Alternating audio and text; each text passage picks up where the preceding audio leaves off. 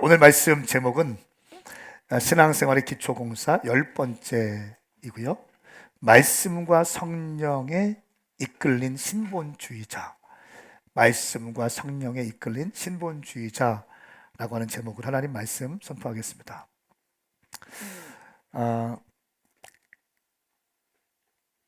우리가 계속 이 한옥 목사님이 쓰신 기독교 에센스라는 책을 가지고 한과 한과 물론 똑같이 하지 않지만 큰 줄기와 흐름에 따라서 이 책은 기독교 기초 교리에 대한 책입니다. 우리 교회가 지금 건축을 하고 있는데 이 시즌에 맞춰서 1300석의 본당에 들어가면 많은 사람들이 또 들어올 거고 하기 때문에 우리가 그 도안동으로 가기 전에 먼저 우리 안에 기초를 탄탄히 했으면 좋겠다 이런 마음 들어서 한옥 목사님 책을 가지고 한 주씩 기독교 기본 교리에 대해서 쭉 보고 있는데요. 오늘 마지막 시간입니다. 이 책의 제목은 이렇게 나왔습니다. 말씀과 성령의 교회라고 하는 챕터가 마지막인데 무슨 말이냐면 교회 안에 말씀의 중심으로 하는 그 부류가 있고 성령님을 중심으로 하는 부류가 있다. 그런데 이 말씀과 성령이 각각 좀 하나가 되지 못하고 분리되고 서로 공격하고 또 판단하는 이런 한국 교회의 현실을 꼬집으면서 결국 말씀과 성령이 하나 되어서 교회가 나아갈 때 이 교회는 건강한 교회가 될 것이다 라고 하는 교회론적인 교리이면서 동시에 여러분 개인 신앙에서 어떤 스탠스를 가지고 내가 신앙생활을 해야 될지에 대해서 아주 통찰력 있는 글들이 쫙 기록되어 있습니다. 저는 오늘 이 말씀을 근거해서 말씀과 성령에 이끌린 신본주의자, 복음주의자가 있고 은사주의자들이 있고 또 진보주의자들 이렇게 크게 나눌 수 있는데 그런 거 아니라 신본주의자라고 제목을 붙여보았습니다. 여러분 오늘 제가 설교하기 전에 여러분들에게 좋은 영상을 하나 보여드리고 싶습니다. 금요일 날 열심히 기도하고 예배 설교하고 딱 가니까 애들이 막 전화 오는 거예요. 저희 딸들이 아빠 왜 안 와? 아빠 왜 집회하고 와서 오랜만에 저 교회에 좋니? 아빠 어떤 쌤이 우리 치킨 사줬어. 왜? 축구 보면서 먹으라고. 그래서 금요일에 축구를 했잖아요. 그때 감격을 고민했습니다. 내가 고민했어요. 설교 시간에 이거 틀어도 될까 말까. 근데 주님 말씀하셨어요. 된다 말씀하셨어요. 그래서 영상을 좀 보고 말씀을 전하겠습니다. 자, 여기서 이 볼을 빼앗기지 않고 세공 사이에서 돌아서 이거 한치예요. 네. 이건 불어야죠. 이건 불어야죠. 이거는 뭐 VAR을 뭐 아무리 봐도 그렇습니다. 드디어 아메드 알카포 주심의 휘슬이 드디어 울려서 키를 넘기지 못합니다. 장신의 괜찮아요. 사이드 충분히 있어요. 이거 넘겼어요. 파울. 위치가 어떻게 되죠? 프리킥. 프리킥입니다. 손흥민이 준비하고 있습니다. 갑니다. 손흥민!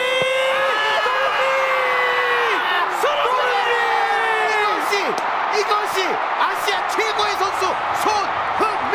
캡틴 손흥민 대한민국을 또 한 번 이렇게 보여냅니다. 네, 손흥민 드디어 2015년. 일단은 PK 상황에서는 사실 제가 첫 번째 키커인 거는 변함이 없지만 그 상황에서 제가 조금 피지컬적으로도 힘들기도 했고 또 황희찬 선수가 정말 자신 있는 모습으로 차고 싶다라고 얘기를 했었기 때문에 찬 선수도 이제는 팀에서 상당히 중요한 역할을 맡고 있다라는 걸 또 보여주고 싶었고 또 그거를 희찬 선수가 그 어려운 상황에서 스텝업해서 멋있는 골을 넣었다는 거는 엄청나게 팀적으로도 도움이 되는 부분이었다고 생각합니다. 결국에는 누가 차느냐 어떤 선수가 차느냐보다 결국에는 골을 넣느냐가 중요한 건데 이런 상황 속에서 찬 선수가 멋지게 골을 성공시켜서 팀한테 도움을 줄 수 있어서 너무 고맙게 생각하고 있습니다. 네, 그리고 한 가지만 말씀드리고 싶은 게 있는데 어떻게 보면 경기를 뛰는 선수들이 상당히 많은 스포트라이트를 받고 또 결국에는 이런 많은 관심을 받게 되는 거에 대해서 오늘만큼은 벤치에서 같이 경기 못한 선수들 또 리저브에 같이 들어가지 못한 선수들한테 조금 더 많은 관심을 보내주셨으면 좋겠어서 이렇게 마지막 한마디를 하고 싶었습니다. 감사합니다. I just want to say a final word. Normally, after a match or after such match, most of the focus or the spotlight is on the players who played the game, who were on the pitch. But I want to ask for all of you, at least for this evening, please give this spotlight, especially to my boys who didn't play and who were on the bench. It's about the team, and the team won today, not just the players who played. Thank you very much. Thank you very much. Thank you for coming. 손흥민은 미워할 수가 없을 것 같아요. 여러분 우리가 1대 0으로 지고 있다가 2대 1로 이겼잖아요. 4강에 올라갔잖아요. 우리가 이 아시안컵에서 호주와 경기를 할 때 승리했던 원동력이 뭘까요? 승리할 수 있었던 결정적인 어떤 이유가 뭘까요? 누가 좀, 자, 오늘 좀 이렇게 오픈해서 손 한번 들어보실래요? 누가 축구 좋아하시는 분 누구? 아니, 그렇게 없어요? 우리 한국 팀이 이긴 이유가 뭘까요?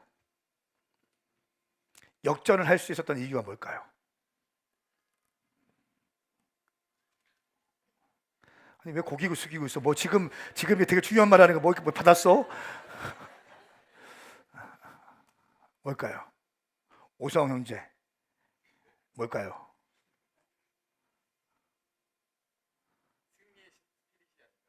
승리의 스피릿. 승리의 스피릿. 자, 또 예찬 형제 뭘까요?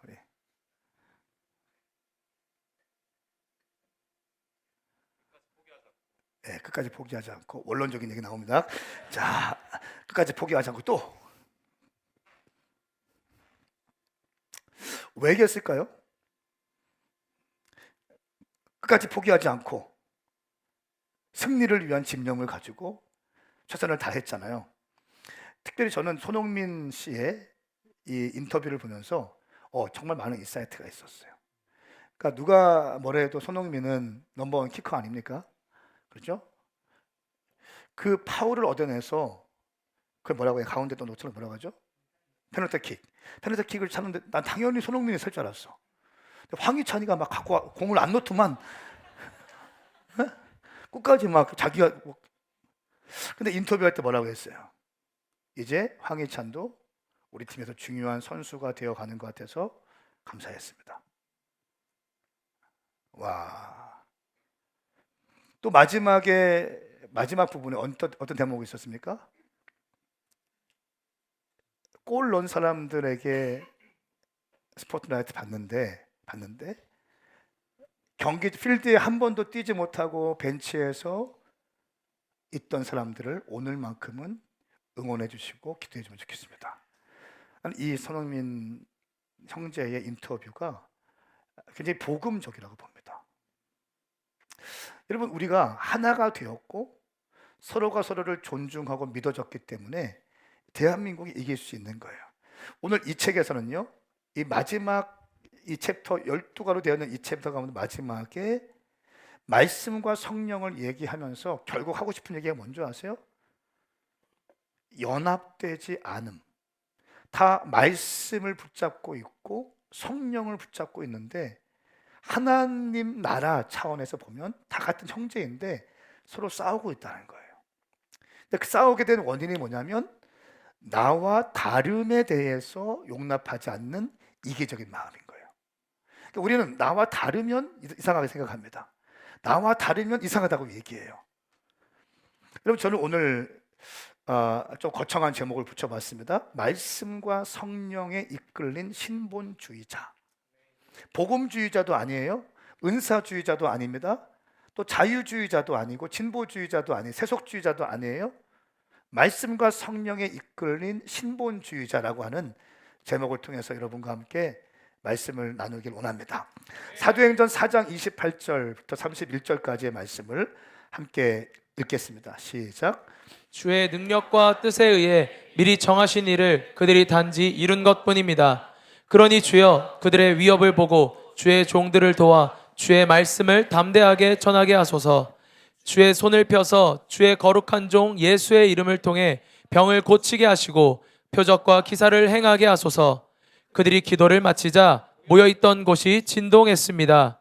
그리고 그들은 모두 성령으로 충만해져 하나님의 말씀을 담대하게 전했습니다.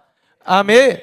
자, 28절 말씀에 보니까 주의 능력은 성령의 역사를 의미합니다.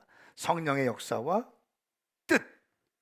뜻에 의해서, 뜻은 하나님의 말씀을 의미합니다. 성령의 능력과 하나님의 말씀에 의해서 미리 정하신 일을 그들이 단지 이룬 것뿐입니다. 그러니 주여 그들의 위협을 보고 주의 종들을 도와 주의 말씀을 담대하게 전하게 하소서. 31절 말씀에 보면 모두 성령으로 충만해져 하나님의 말씀을 담대하게 증거했습니다. 오늘 이 사도행전 4장에 초대교회 성도들의 모습을 풀어내면서 성령과 말씀에 이끌리어 복음을 증거했다라고 사도행전 기자는 말하고 있습니다. 성령님의 능력에 이끌리고 하나님의 뜻, 하나님의 말씀에 이끌려서 이들은 뭐 했습니까? 담대하게 하나님의 말씀을 증거했다. 복음을 증거했음을 말씀하고 있습니다. 여러분, 우리 기독교에서 기독교에 큰 두 가지 흐름이 있습니다. 복음주의가 있고 은사주의가 있죠. 복음주의는 뭡니까?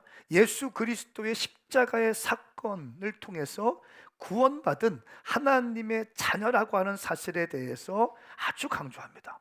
맞는 말이에요, 틀린 말이에요? 맞는 말이에요. 너무너무 중요한 기독교 교리예요. 근데 은사주의자는 뭡니까? 오케이, 복음주의자들의 말 내가 충분히 이해해. 우리 모두는 다 죄인이었고 죽을 수밖에 없는 존재들이었는데 구원받았어. 그런데 이 땅을 살아갈 때 보니까 그걸로는 충분한 것이 아니라 우리는 성령의 능력을 받아서, 성령의 권능을 받아서 우리는 승리할 수 있어. 그렇기 때문에 은사주의자들은 성령님께 집중해요. 강조합니다. 복음주의자들은 예수 그리스도께 집중해요. 그리고 여기 주보에 설교 노트에는 안 나와 있지만 진보주의자들이 있어요. 이 진보주의자들은 하나님의 공의에 대해서 강조합니다. 하나님께서 이 땅을 창조하실 때에 원형, 하나님의 이 공의를 물같이, 정의를 물같이, 공의를 하수같이 흘릴지어다. 이 세상 가운데 하나님 나라가 임하는 것, 하나님 나라, 하나님 아버지의 창조 질서 라고 하기 때문에 사회 참여를 많이 하고, 때로는 뭐 이렇게 또 그 데모도 하기 시작하고, 이런 사람들은 다 진보주의 진영에 있는 사람들이에요. 이 사람들의 특징은 뭡니까? 성령과 성부와 성자 삼위일체 중에 성부 하나님에 집중해요. 복음주의는 성부와 성자와 성령 중에 예수 그리스도 성자 하나님께 집중해요. 은사주의자들은 성령 하나님께 집중합니다. 아멘 하시겠어요? 이것이 큰 흐름인 거예요. 근데 교회의 아픔은 뭡니까? 교회의 슬픔은 뭡니까? 서로를 향한 비난과 공격이 있다는 거예요. 복음주의자들은 은사주의자들을 향해서 쟤들은 왜 감정적이고 신비주의적이야, 이렇게 얘기해요. 감정적이고 신비주의적인 사람들이라고 얘기합니다. 심지어 어떤 사람들은 그냥 통으로 성령님을 얘기하면 신사도라고 얘기해요. 또 은사주의자들은 복음주의자들에 대해서 현대판 율법주의자들이다, 이렇게 얘기해요. 경건의 모양은 있지만 경건의 능력은 없는 자들이다, 얘기해요. 바리새파의 스프릿이 있다, 이렇게 얘기해요. 그러니까 복음주의 진영에서는 은사주의자들을 그렇게 공격하고, 은사주의 진영에 있는 사람들은 복음주의자들, 경건의 모양은 있지만 아무런 능력이 없고 바리새파적이고, 이렇게 공격하고 아주 날썩게 공격합니다. 진보주의자들 향해서 너희들은 빨갱이다라고 얘기해요. 여러분, 무엇이 맞습니까? 질문 드려요. 당신은 어디에 속해 있습니까? 또 우리 오메가 교회는 어디에 속해 있습니까? 심지어 합신 쪽에서, 합신 구단에서는요, 성령의 역사, 은사는 이미 끝났다, 은사 중단을 이야기합니다. 그렇기 때문에 합신에서는 김용희 선교사님, 순회 선교단, 김용희 선교사님을 2단으로까지 정죄까지 하기 위해서 회의를 몇 번 했어요. 김용희 선교사님 십자가 복음 구원의 감격을 외치시는 분 아닙니까? 그분에게 이단성이 있다 이렇게 얘기해요. 성령의 역사를 얘기하고 성령님의 인도하심을 얘기하고 치유되고 또 뜨거운 기도하고 이러면 성령님의 방언하고 그러면 이상한 집단으로 몰고 가고, 성령을 얘기하는 이 은사주의자들 다 그냥 신사도라는 프레임을 딱 씌워서 딱 올가맵니다. 여러분, 복음주의 교회와 은사주의 교회가 연합할 수 있을까요? 아니, 조금 더 나가서 하나님은 복음주의 교회와 은사주의 교회들이 대립하고 싸우고 서로 판단하기 원할까요? 아니면 서로가 서로를 보호해주고 보완해주고 하나 되어서 주의 지상 대명령 완수를 위해서 나가는 걸 원할까요? 복음주의 교회와 은사주의 교회들의 교리적인 차이가 좀 있습니다. 하나님 나라에 대해서 이미, 그러나 아직이라는 아주 중요한 신학적 주제가 있는데요, 이 복음주의자들은 아직 하나님 나라가 완전히 임하지 않았다고 얘기해요. 만왕의 왕이신 예수님이 오셨지만 예수님께서 제자들에게 배신을 당하고 죽으셨다. 예수님도 고난 당하셨기 때문에 우리 또한 예수님과 같이 여전히 세상은 고통스럽고 고난이 있기 때문에, 눈물이 있기 때문에 그 눈물 속에서 하나님을 만나야 된다. 그러면서 제자도를 강조합니다. 제자도. 그러니까 제자 훈련을 많이 강조하고요. 요한복음 16장 33절 말씀에 내가 너희에게 이런 것들을 말하는 것은 너희가 내 안에서 평안을 누리게 하라는 것이다. 너희가 세상에서 고난을 당할 것이다. 그러나 담대하라. 내가 세상을 이미 이겼다. 세상에서 고난을 당할 것이다. 반면에 은사주의자들은 이미를 강조합니다. 이미. 예수님이 세상에 오실 때에 이미 하나님 나라가 도래했다고 믿고 있습니다. 예수님은 이 땅에 오셔서 병든 자를 치유하시고 안전병이 살리시고 죽은 사람 살리시고 무리를 걸어가셨다. 예수님도 인간이지만 성령의 권능을 받고 이 땅에서 성령의 역사를 풀어내셨다. 할렐루야. 그렇기 때문에 이미 성령이 임하셨기 때문에 오늘날에도 사도행전의 역사가 일어날 수 있기 때문에 우리는 성령 받고 능력 받아서 닫힌 문들을 열고 막힌 담을 허물어내며 주의 나라 위해서 달려가야 된다. 이것이 은사주의자들의 큰 그림이에요.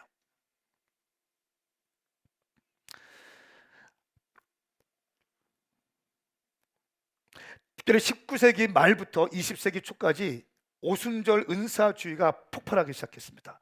그 전까지는 사실 이 방언이라는 게 그렇게 활성화되지 않았어요. 그런데 19세기 말 20세기 초에 오순절과 은사주의가 폭발하기 시작하면서 오순절 교회, 순복음 교단, 또 성결교단 이런 것들이 나오기 시작하면서 성령의 역사를 인정하는 교단들이 생겨지기 시작했습니다. 그들은 지금까지 사도행전의 역사가 지금도 똑같이 일어날 수 있다고 믿고 있는 사람들입니다. 뭐 앤드류 머레이, 또 그 마틴 로이드 존스, 존 파이퍼 이런 사람들 다 복음주의 진영의 거장들이지만 이 사람들은 오순절과 은사주의들을 사실상 인정했어요. 마태복음 12장 28절 말씀에 보면 그러나 내가 하나님의 영을 힘입어 귀신을 쫓아낸다면 하나님 나라가 이미 너희에게 온 것이다. 그러니까 우리도 예수 믿는 우리가 성령이 임하시면 우리도 치유할 수 있고 우리도 하나님의 역사를 풀어낼 수 있다라고 믿는 사람들인 거예요.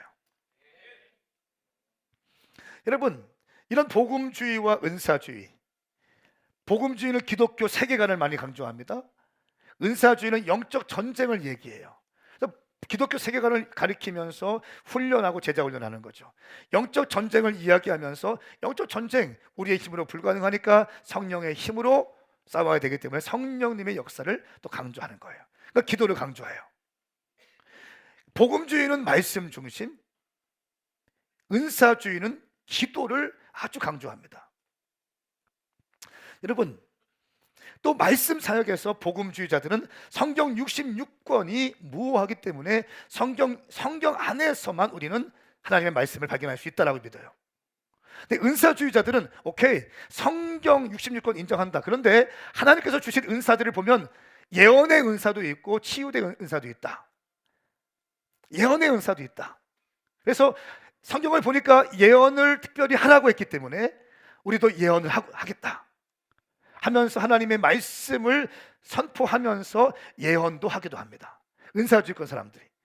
그러면서 미성숙한 은사주의자들이 교회 안에 큰 사고를 쳤어요. 미성숙한 은사주의자들이 병을 고치면서 성령의 역사하심, 성령의 나타내심, 성령의 은사, 치유의 은사, 방언의 은사, 예언의 은사는 있지만 성령의 내적 충만인 성령의 속사람, 열매가 준비되지 않았기 때문에 그냥 은사 가지고 그냥 막 해버리는 거예요. 병 고친 다음에 야, 너 얘하고 결혼해. 병 고친 다음에 야, 너 헌금 갖고 와. 이렇게. 미성숙한 은사주의자들. 여러분 그거 아세요? 하나님은 성경 말씀에 예언을 하라고 했잖아요. 예언은 있습니다. 그런데 그 하나님의 그 저장고에는 엄청 많은 수많은 보화들이 있죠. 아주 하나님 나라에는 아주 깨끗한 그 물탱크가 잘 있고 거기에 우리의 심령을 아주 상쾌하게 할 만한 깨끗한 물들이 저장되어 있어요. 그런데 하나님의 이 물들을 우리에게 풀어내기 위해서는 파이프라인을 통해서 수도꼭지를 통해서 이 물이 흘러오거든요. 하나님은 언제나 깨끗하시고 정답인데 문제는 뭐냐면 그 하나님 나라의 비밀들을 풀어내는 인간이 상처가 있고 깨어지고 미성숙하고 녹이 슬고 병들었기 때문에 그 파이프라인이 녹이 슬어서 찌꺼기가 있고 녹슨물이 나와서 나중에 꼭지를 틀어보니까 뭐가 나옵니까? 녹슨물이 나오는 거예요. 문제는 하나님께 있는 게 아니에요. 문제는 우리한테 있는 거예요. 성령의 열매 가운데 마지막에 뭡니까? 절제가 안 되는 거예요. 그래서 이 사역자들이 내가 영적인 사람인 것처럼 보이고 싶어서 오버페이스 하기도 하고요, 헛된 망상을 얘기하기도 하고요, 예언을 한다고 하면서 사람들 조종하기 시작해요. 예언이라는 것은 하나님의 마음을 그 사람에게 입으로 얘기하는 거거든요. 그러면 정확히 이 예언이 다 풀어지면요, 제가 신방을 하다 할 때 말씀을 선포하면서 예언적인 기도를 해줄 때가 있어요. 그러면 10중 8구는 울어요. 왜 그런지 아세요? 그 사람만이 알고 있는 아픔과 상함들이 기도를 통해서 나오기 때문에 그런 거예요. 그래서 이 마음이 터치가 되면 사람들은요, 이 굉장히 좀 그 기도하는 사람들에게 이게 싹 쏠리게 되어 있어요.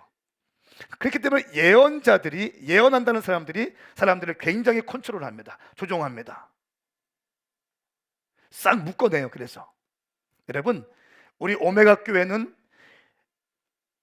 1:1 제자 양육을 통해서 무엇을 배웠습니까? 교회 안에서 여러분이 은사를 발휘하기 위해서는 뭘 해야 됩니까? 두 가지 기둥이 있죠. 뭐가 있습니까? 하나님께 영광, 교회의 덕. 할렐루야. 이 안에 들어오시면 아니면 저는 여러분들이 어떠한 은사도 발휘하지 못하게 할 거예요. 예언뿐 아니라 예배인도도 마찬가지예요. 예배인도 하는데 하나님께 영광이 안 돼, 교회의 덕이 안 돼, 내려와야 돼요. 말씀 사역하는데 교회의 덕이 안 내려와야 되는 거예요. 할렐루야.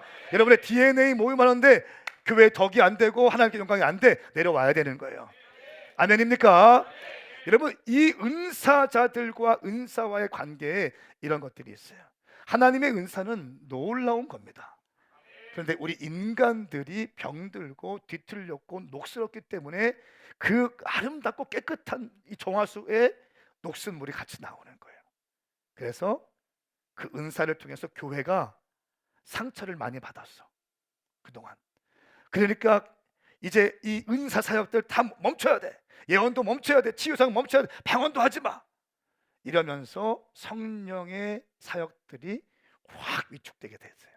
저는 이 과정들을요, 어둠의 영들이 마지막 때 하나님의 역사를 제한하고자 하는 아주 고단수의 어둠의 영들의 전략이라고 보고 있어요. 그래서 요즘 성령님 얘기 못합니다. 방언 어디 가서 방언하는지 보고 기도해야 돼요. 성령님 얘기하면 이상하게 봐요. 큰 프레임을 짜서 신사도라고 하는 프레임을 딱 짜놓고 거기에 다 집어넣습니다. 이게 문제인 거예요. 여러분, 교회는요, 성령님이 임하실 때 교회가 시작된 줄 믿습니다.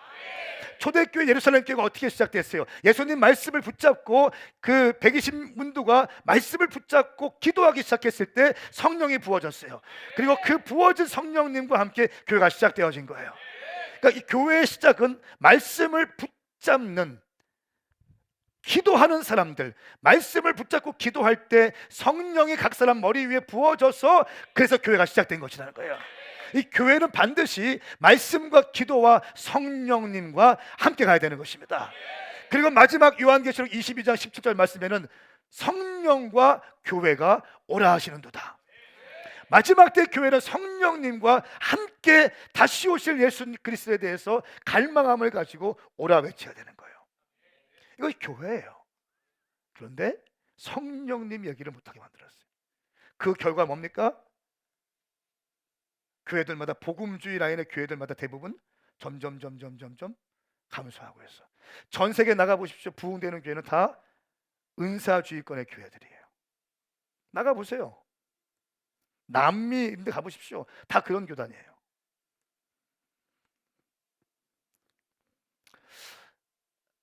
안 되는 거 알면서 계속하면 가장 어리석은 거예요.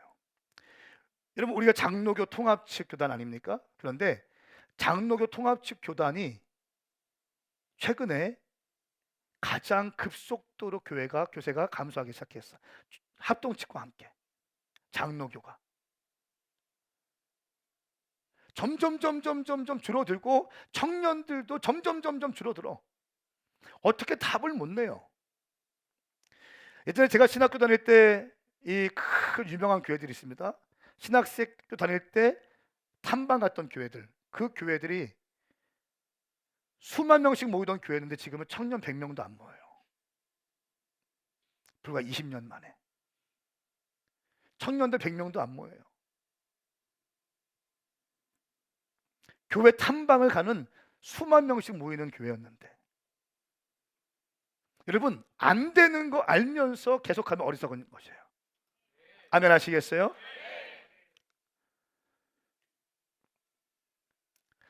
이 은사주의자들은 성령님의 역사가 필요하다, 성령님 역사 아니면 우리 할 수 없다라고 이야기합니다. 여러분, 그런데 중요한 게 뭐냐면요, 사랑이 결여된, 사랑이 없는 지식과 은사는 교회를 상처 입히게 하고 하나님의 영광을 가리웁니다. 사랑이 없는 지식, 사랑이 없는 복음주의자, 피곤해요. 사랑이 없는 은사주의자, 기적은 일어나는데 사랑이 없어. 그럼 어떻게 할까요? 사람들을 컨트롤하기 시작합니다. 병을 고쳐준 다음에 야, 헌금 갖고 와, 집 팔어, 뭐 이런 거. 응? 컨트롤하기 시작해요. 자유를 주지 않아요. 사랑이 결여된 복음주의자, 냉랭합니다. 어떠한 돌파도 없어. 사랑이 없이 복음을 증거하고 사랑이 없이 교리를 가리키기 때문에 거기에 능력이 나타나지 않아요.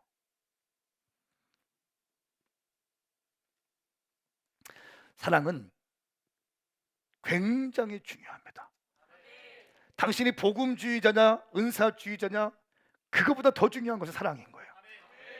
고린도전서 13장 1절 말씀에 내게 사랑이 없으면 울리는 징이나 소리나는 꽹과리 같을 뿐입니다.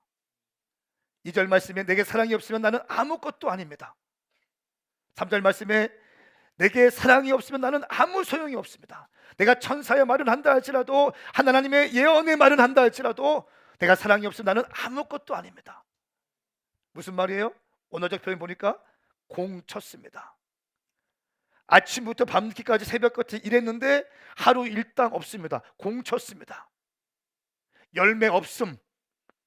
황성은 목사가 사역을 하고 교회를 개척하고 수많은 집회를 하지만 사랑이 없이 사역한다면 황성은 목사는 사역에 열매 없음, 공쳤음. 당신이 많은 사역을 하고요, 예배인도를 하고요, 또 DNA를 섬기고요, 수많은 전도를 했다 할지라도 당신의 사랑이 없으면 당신의 사역은 공쳤음. 따라하세요. 사랑이 없으면 아무것도 아닙니다. 한 번 더 인사하세요. 사랑만큼은 실패하지 않겠습니다. 시작. 다시 한번 눈을 쳐다보세요. 당신을 사랑하는 것만큼은 실패하지 않겠습니다. 시작. 아멘입니까? 사랑이에요, 사랑. 사랑.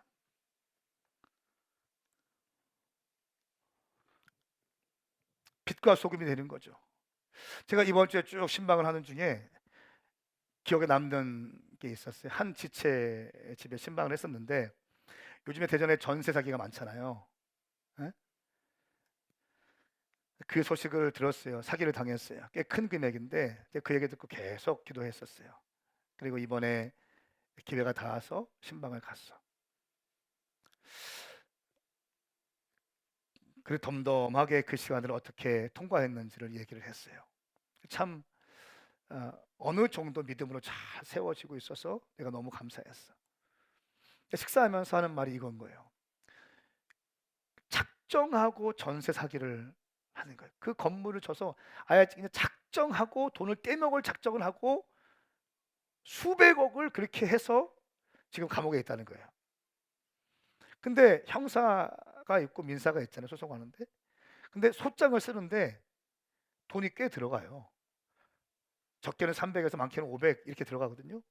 근데 그 자기 빌라에 사는 지체인데 빌라에서 9동인가 9세대가 다 사기를 맞은 거예요. 근데 이 지체가 내가 너무 감동적인 게 뭐냐면 자기도 그렇게 어려운 상황 가운데 젊은 날에 자기가 일하고 돈 번 거 막 이렇게 다 넣어서 전세금으로 1억 정도 만들었을 거 아니에요? 그걸 날린 거야. 얼마나 힘들고 얼마나 마음이 아프겠어요. 그런데 이 지체가 이 법대를 나왔대. 소장을 다 한 명씩 써준 거야. 자기 이 몸 가림하는 것도 힘들 텐데 그 빌라에 있는 같이 사는 사람들 소장을 다 써준 거야. 400만 원씩 다 벌어준 거예요. 내가 그 얘기 들으면서 얼마나 감동되든지 제가 그랬어요. 너는 진짜 빛과 소금의 역할을 감당했구나. 힘든 가운데 고생했다. 너무 잘했다. 이렇게 얘기했어요. 여러분 이것이 그리스도인 아닌가요? 이것이 그리스도 아니에요? 복음주의자든 은사주의자든 자유주의자든 그게 뭐가 그렇게 대단히 중요합니까? 인간들이 만들어 놓은 프레임 안에 들어가는 거 아니에요? 생각하세요. 지금 생각해 보십시오. 인간들이 만들어 놓은 프레임 안에서 너는 복음주의자, 너는 은사주의자, 너는 자유주의자, 장로교는 복음주의, 오순절 또 성결교는 뭐 은사주의, 이런 프레임을 만들어 놓고 들어가는 거 아닙니까? 성경에 어디에 그게 있어요?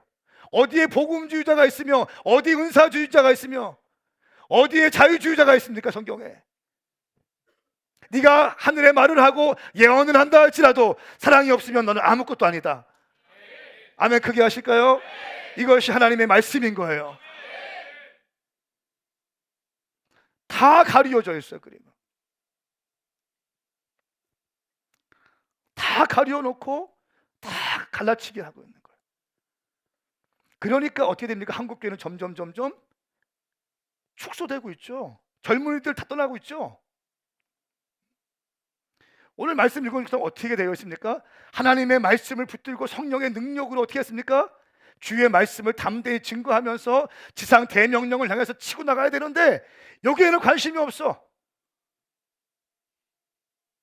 여기에는 관심이 없는 거예요. 선교에는 관심이 없어요. 복음 전도에 관심 없어요. 캠퍼스 전도에 관심이 없어. 오직 그냥 이거에 관심이 있는 거예요.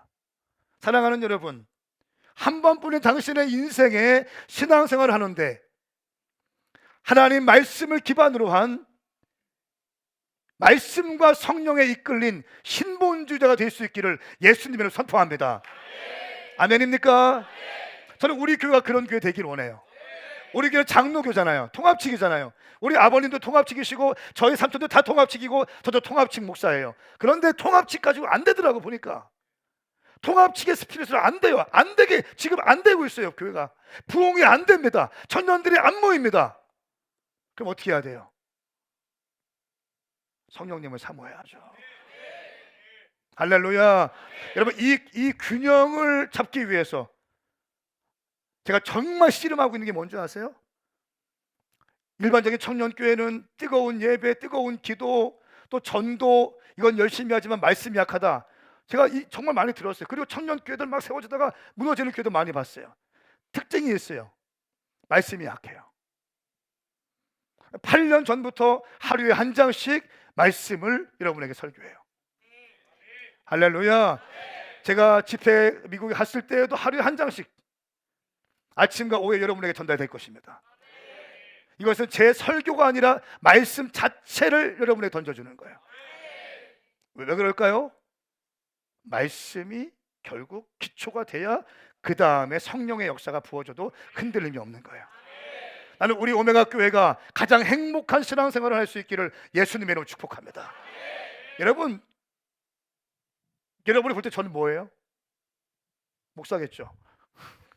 어떤 목사예요? 복음주의, 은사주의 난 뭐예요? 여러분 볼 때. 할렐루야. 한옥 목사님이 이 말씀과, 한옥 목사님 알죠? 오늘 이렇게 부목사 출신인 새로운 교회 개척했어요. 이 한옥 목사님 마지막 챕터에 말씀과 성령의 교회라고 제목을 붙였어요. 그러면서 마지막에 딱 이렇게 했어요. 나는 기름 부으심 있는 복음주의자가 되고 싶다. 너무 기가 막힌 표현 아니에요? 여러분, 우리 교회는 기름 부으심이 있는 복음주의적 교회가 되기를 예수님의 이름으로 선포합니다. 제가 최근에 본 이 책이 있는데요, 존 스토트 목사님이 쓰신 균형 잡힌 기독교라는 책인데, 아주 얇은 책인데, 여기에 보면 존 스토트 목사님의 신학의 엑기스가 다 들어가 있습니다. 이 존 스토트 목사님은 여러분 아는 것처럼 복음주의의 어떤 선구자, 복음주의자 목사님들의 멘토이면서 영국 왕실의 설교자였습니다. 그러면서 동시에 계속 지위가 높아지고 권위가 올라가지만 옆집 아저씨처럼 수수하게 행동을 했어요. 그래서 닉네임이 뭐냐면 엉클 존이었어요. 아저씨 존 목사님. 근데 이분이 또 특징이 뭐였냐면 새를 보는 걸 그렇게 좋아했어. 새. 참 이렇게 새를 이렇게 보고 있어. 계속 새에 대해서 관심이 많았어요. 근데 이분이 쓴 이 책 가운데 이 균형 잡힌 기독교라는 이 책에서 큰 명제가 뭐냐면 이렇게 딱 시작합니다. 본질에는 일치를, 비본질에는 자유를, 모든 것에는 사랑을. 어거스틴이 했던 말을 그대로 인용해서 본질에는 일치를, 비본질에는 자유를, 모든 것에는 사랑을, 이렇게 이야기하면서 5가지 챕터를 얘기하는데요. 일치, 자유, 사랑.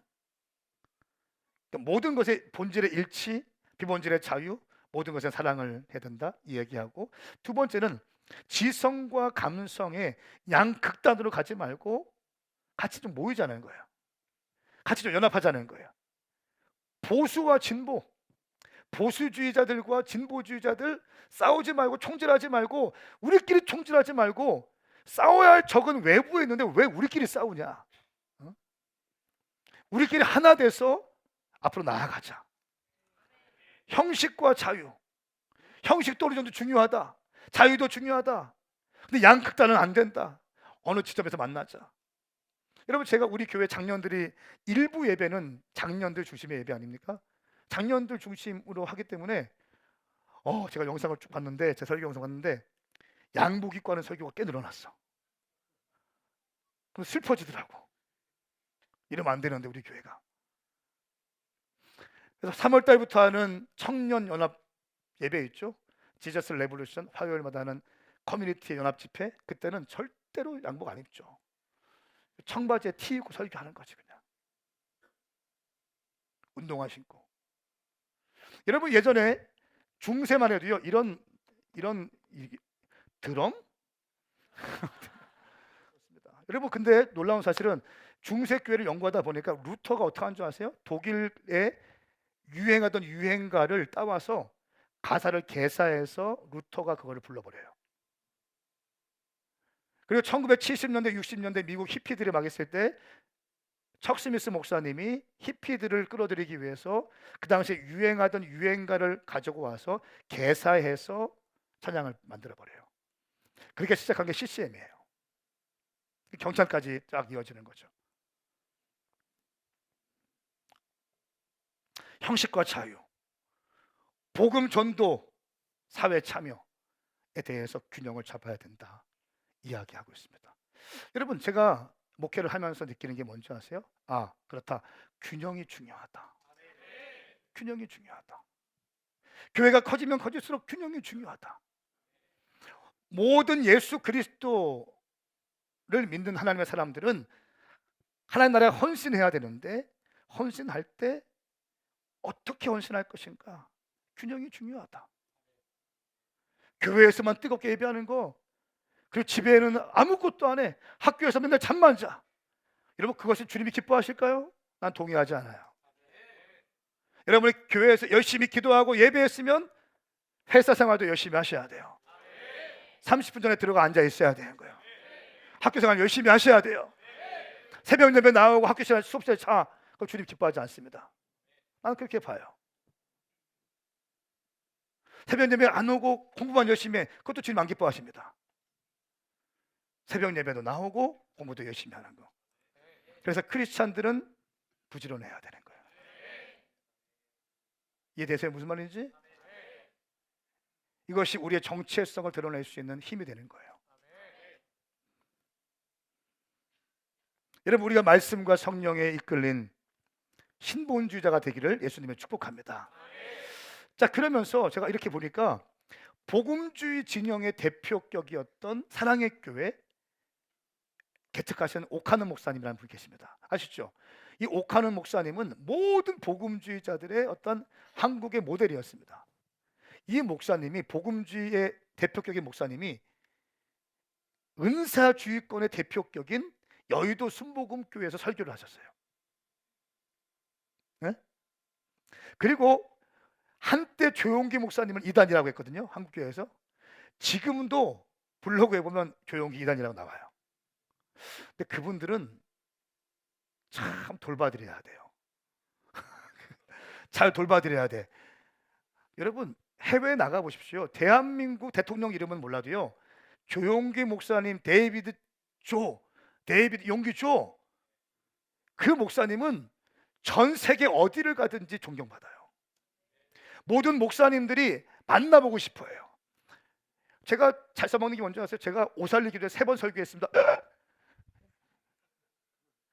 제가 오살리에서 3번 설교했습니다. 이 말하면 놀라면서 다시 날 대우해줘. 아이고, 그러시냐고. 해외 나가면.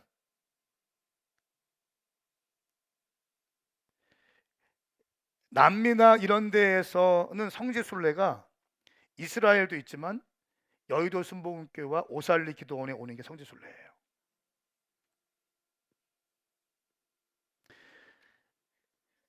전 세계에 흩어져 있는 셀 교회, 모든 셀 교회, 무슨 교회들 다 여의도 순복음교회 구역 모임에서 아이디어를 받고 갔어요.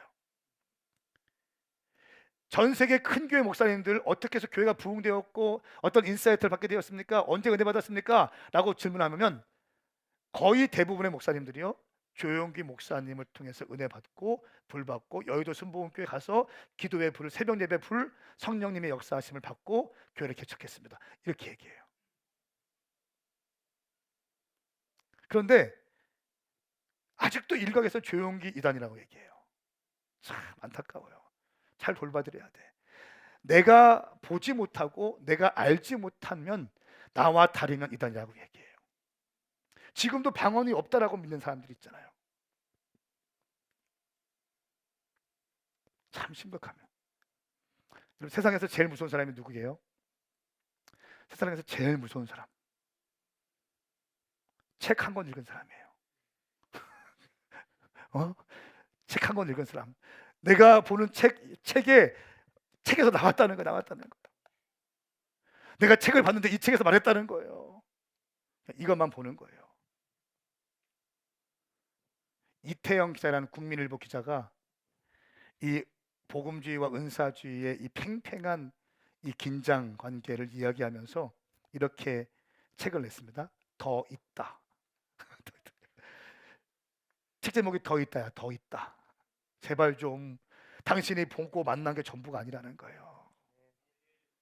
여러분, 이 조용기 목사님이 사랑의 교회에 가서 설교를 했어요. 은사주의권에 있는 목사님이 복음주의권에서 설교하고, 복음주의에 옥하는 목사님이 오살 이 여의도 순복음교회 설교를 하고요. 이건 어떤 사인인 거예요? 복음주의와 은사주의 서로 편가르기 하고 이단이라고 정죄하고 했거든요. 서로 화해의 제스처인 거예요. 근데 오늘날 또다시 이런 프레임 전쟁이 기독교 안에 있습니다. 성령님만 얘기하면 이단이라고 얘기해요. 신사도라고 얘기해요. 또 은사주의권들은 성령님의 역사가 있고 흐름을 아는 사람들은 복음주의를 향해서 저 바리새인이라고 얘기해요. 사랑하는 여러분, 하나님은 우리가 말씀과 성령으로 하나가 되어서 주님 다시 오실 길을 예비하는 데에 포커스하기 원하십니다. 오늘 서두에 보았던 축구 영상을 보았죠? 손흥민 따로, 황희찬 따로, 또 누굽니까? 이강인 따로 했으면 어떻게 골을 넣었겠어요? 공격수가 있고 미드필드가 있고 수비 진영이 있고 골키퍼가 있고 코칭 스태프가 있는 거죠. 각각 다른 포지션에 있지만 공격수가 야 수비 너 왜 공격 안 해? 수비수가 야 너는 왜 수비 안 해? 빨리 내려와 수비해. 골은 누가 넣어? 각각 기름 부으심과 부르심이 다른 거예요.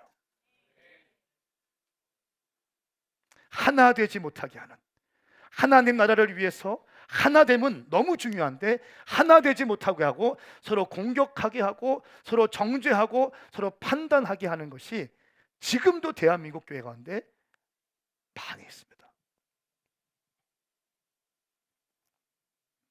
새롭게 부흥되는 교회들을 막 정죄합니다. 또 정죄합니다. 새롭게 일어나는 교회들을 정죄합니다. 요한복음 17장 말씀에 보면요, 예수님의 대제사장적 기도가 나옵니다. 예수님이 십자가에 달리시기 전에 마지막으로 제자들을 향해서 축복하면서 했던 기도의 내용인데 우리 그 말씀을 함께 읽고 또 기도했으면 좋겠습니다. 예배팀 좀 올라오세요. 함께 요한복음 17장 말씀 읽겠습니다. 시작. 것이 아닙니다. 이 사람들이 전하는 말을 듣고 나를 믿는 사람들을 위해서도 기도합니다. 아버지여, 아버지께서 내 안에 계시고 내가 아버지 안에 있는 것 같이 그들도 모두 하나가 되게 하시고 그들도 우리 안에 있게 해 아버지께서 나를 보내셨다는 것을 세상이 믿게 하소서. 아버지께서 내게 주신 영광을 내가 그들에게 주었습니다. 이것은 우리가 하나인 것 같이 그들도 하나가 되게 하려는 것입니다. 내가 그들 안에 있고 아버지께서 내 안에 계신 것은 그들이 완전히 하나가 되게 하려는 것입니다. 그것은 또 아버지께서 나를 보내신 것과 아버지께서 나를 사랑하신 것처럼 그들도 사랑하셨다는 것을 세상이 알게 하려는 것입니다. 아멘. 아버지께서 내 안에 계시고 내가 아버지 안에 있는 것 같이 그들도 모두 하나가 되게 하시고 우리가 하나인 것 같이 그들도 하나가 되게 하라는 것입니다. 그들이 완전히 하나가 되게 하라는 것입니다. 23절 말씀 보세요. 이것이 예수님께서 십자가 지시기 전에 마지막 대제사장적 기도였어요. 제자들의 하나됨, 예수 믿는 사람들의 하나됨, 이 하나됨을 통해서 세상이 뭘 안다고요? 이들이 하나됨을 통해서 하나님을 믿게 되는, 하나됨을 통해서 예수님을 믿게 되는 것을 보게 하여 주시옵소서.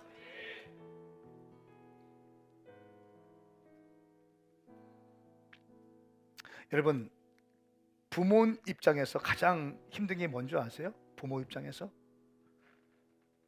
자녀들이 싸우는 거예요. 싸우는 거예요. 나는 딸 둘 있는데 큰 딸이 작은 딸을 향해서 막 공격하고 작은 딸은 큰 딸을 향해서 막 공격해. 각자의 달란트와 은사가 다르거든요. 첫째는 좀 야실야실하면서 여성스러워, 말이 많아. 둘째는 좀 뭔가 묵직하면서 시크하면서 약간 좀 이렇게 서로 다른 게 있잖아요. 근데 뭐가 정답이에요? 이 아이들 부르심대로 태어났고 정체성 가지고 그냥 가면 되는 거예요.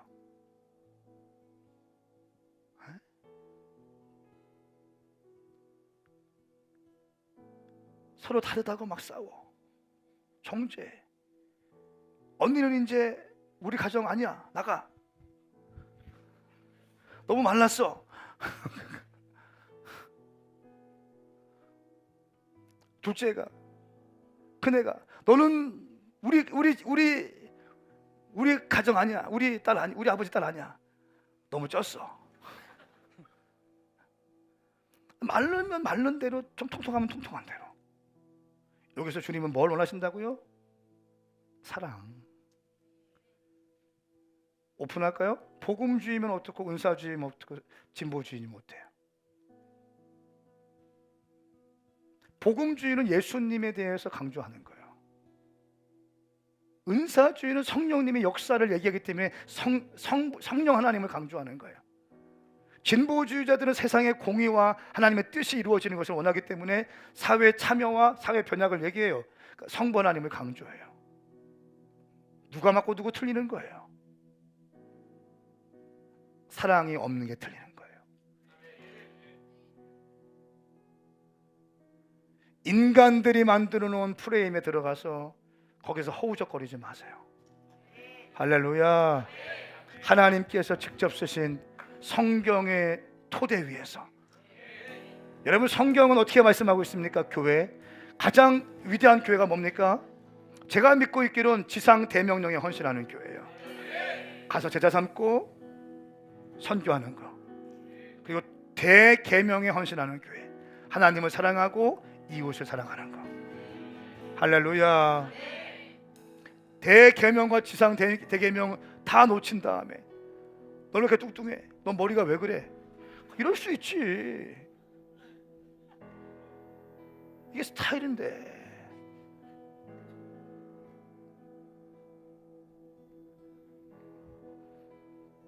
넌 머리가 왜 그래?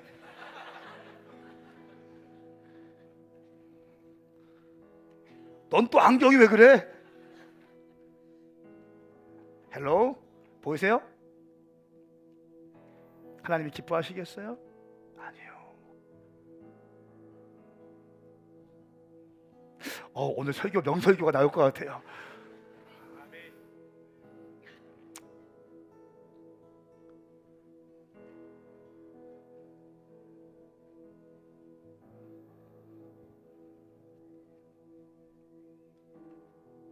여러분의 한 번뿐인 인생, 좌로나 우로나 치우치지 말고 하나님 말씀 잡고 성령님을 의지하며 먼저 그의 나라와 그의 의를 구하는 신본주의자가 될 수 있기를 예수 그리스도의 이름으로 선포합니다. 함께 일어나시겠습니다.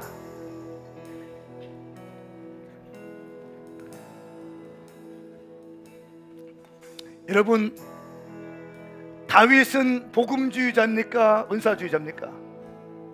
다윗은 신본주의자예요. 바울은 은사주의자예요? 복음주의자예요? 바울은 엄청 기도 일으켰거든요. 성령님을 사모했거든요. 성령의 역사가 있었거든요. 바울은 뭐예요? 은사주의자의 복음주의. 바울은 신본주의자야. 예수 그리스도의 복음으로 생명을 드린 사람이에요. 예수님은 은사주의자의 복음주의자예요. 예수님 말씀을 선포하셨지만 말씀 가운데 능력이 있어서 성령의 역사하심을 풀어주기 시작했어요. 예수님은 은사주의자도 아니고 복음주의자도 아니고 예수님은 신본주의자입니다. 아멘입니까?